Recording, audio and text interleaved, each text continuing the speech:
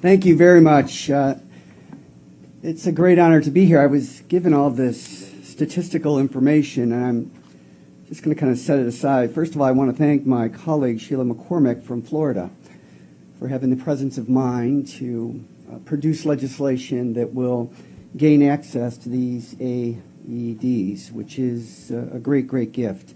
Also, Sheila Jackson Lee from Texas, a friend of mine. She had an incident in her district which motivated her to be here and join us as well. Matthew Mangine, you heard his story about his son and his commitment to helping with this issue as well. And as the representative in the United States Congress for Buffalo, I'm pleased to have Damar Hamlin and his family here. And Chuck had kind of hit on this, and I think it's important. Buffalo, as Damar knows, had a year from hell.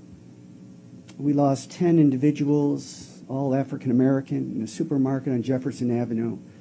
They were shot by a individual that drove 200 miles. It was racially motivated, a white supremacist who now has, 10 life sentences. It hurt our community, but it brought it together as well. We had 2 snowstorms, and we had Damar Hamlin's injury, which left a huge impact on Buffalo. And the Greek 7th century tragic poets say that we suffer our way to wisdom. We suffer our way to wisdom. To live is to suffer, to endure the suffering, to transcend it is to give meaning to the suffering. And as Senator Schumer had said, 2 things happen when you're confronted with life-altering tragedy. You're either broken, you retreat into yourself, you become bitter, you become isolated, or you're broken open. You see your family differently. You see your country differently.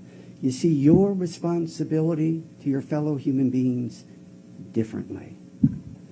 Damar and Matthew, on behalf of his son, have been broken open. They're here in Washington to promote legislation to help people they will likely never meet and they will never know. But they're using what happened to them, because they have been broken open, to give a contribution to humanity, to our common fellowship to each other. It's a great gift, Damar. Matthew, it's a great gift. So today we give thanks for many things. To Matthew and Damar for the good work that they've done and the work that they will continue to do only for the people in the communities that they love. And finally, we give thanks to a good and generous nation. A good and generous nation that makes this day and all of our days possible. Thank you for including me.